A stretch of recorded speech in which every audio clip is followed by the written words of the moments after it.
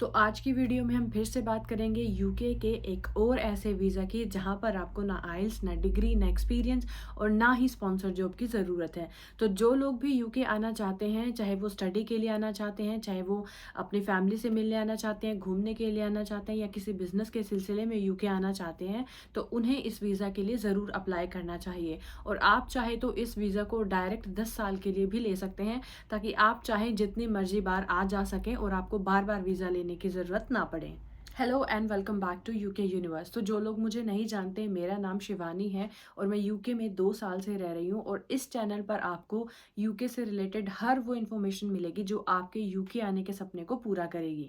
तो आज की वीडियो में हम बात करेंगे what is UK visit visa, क्या एलिजिबिलिटी होती है, क्या डॉक्यूमेंट्स आपको चाहिए, कैसे आप जो है इस वीज़ा के लिए अप्लाई कर सकते हैं, कितना जो कॉस्ट है इस वीज़े के लिए आएगा और क्या आप इस वीज़ा को एक्सटेंड करा सकते हैं।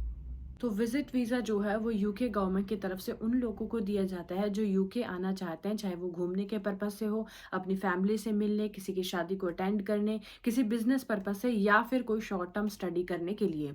इसके लिए एलिजिबिलिटी क्या है? तो सबसे पहले आपके पास पासपोर्ट होना चाहिए। उसके बाद आपको अपने रिटर्न टिकट, क्योंकि ये जो वीज़ा है वो सिर्फ और सिर्फ मैक्सिमम आप इस वीज़ा पर 6 महीने तक यूके में रह सकते हैं, लेकिन 6 महीने के बाद आप इस वीज़ा के लिए दोबारा अप्लाई कर सकते हैं, लेकिन मैक्सिमम जो स्टे होता है वो सिर्फ 6 महीने का होता है। तो इसलिए जब भी आप इस वीज़ा के लिए अप्लाई करें तो अपनी जो रिटर्न टिकट है वो इस वीज़ा के लिए ज़रूर अप्लाई करें। इसके साथ ही आपको अपने फंड कुछ शो करने पड़ते हैं, कुछ मनी शो करनी पड़ती है कि आपके पास इनफ पैसे हैं कि आप जो है वो यूके में रह सकते हैं या अपना जो खर्चा पानी है वो आराम से निकाल सकते हैं।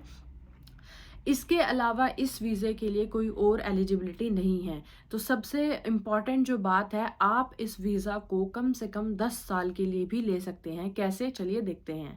अगर हम कॉस्ट की बात करें तो कॉस्ट जो है वो इस वीज़ा के लिए, अगर आप 6 मंथ के लिए विजिट करना चाहते हैं तो सिर्फ और सिर्फ 100 पाउंड यानी कि 1000 रुपये के बराबर जो है आपको वीज़ा फीस जो है वो देनी पड़ेगी।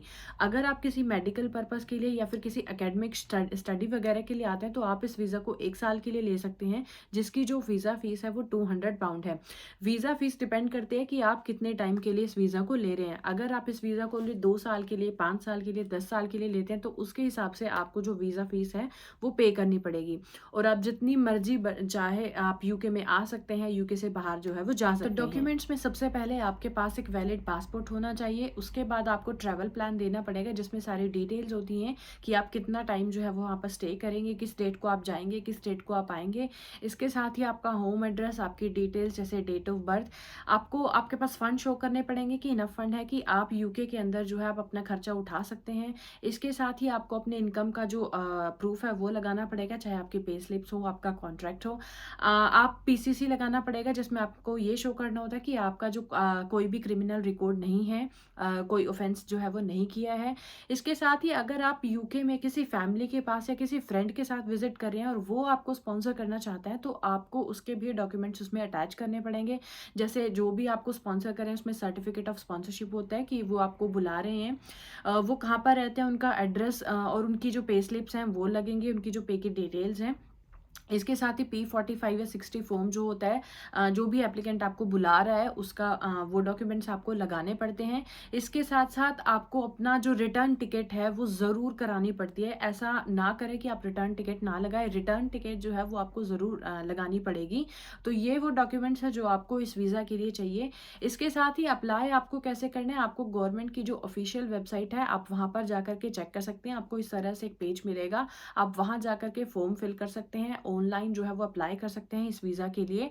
और साथ ही जब आप ऑनलाइन पूरी डिटेल्स भर देते हैं, सारे डॉक्यूमेंट्स जो है वो प्रोवाइड करा देते हैं, फिर आप जो है वो नियर बाय वीएफएस सेंटर से जाकर के अपनी बायोमेट्रिक जो है वो करा सकते हैं। एक्सटेंड की अगर हम बात करें तो इस वीज़ा को एक्सटेंड भी कराया जा सकता है, लेकिन सिर्फ कुछ कंडीशंस में ही। अगर आप किसी मेडिकल पर्पज से गए हैं और अभी आपका जो इलाज है वो पूरा नहीं हुआ है तो आप इस वीज़ा को एक्सटेंड करा सकते हैं, या किसी एकेडमिक स्टडी की वजह से अगर आपका कोई कोर्स रहता है तो आपको प्रूफ लगाना पड़ेगा, तो उसके बेसिस बेसिस पे आप इस वीज़ा को ऑनलाइन ही जो है वो एक्सटेंड भी करा सकते हैं, जिसकी आपको अलग से जो £1000 है वो फ़ीस जो है वो पे करनी पड़ेगी।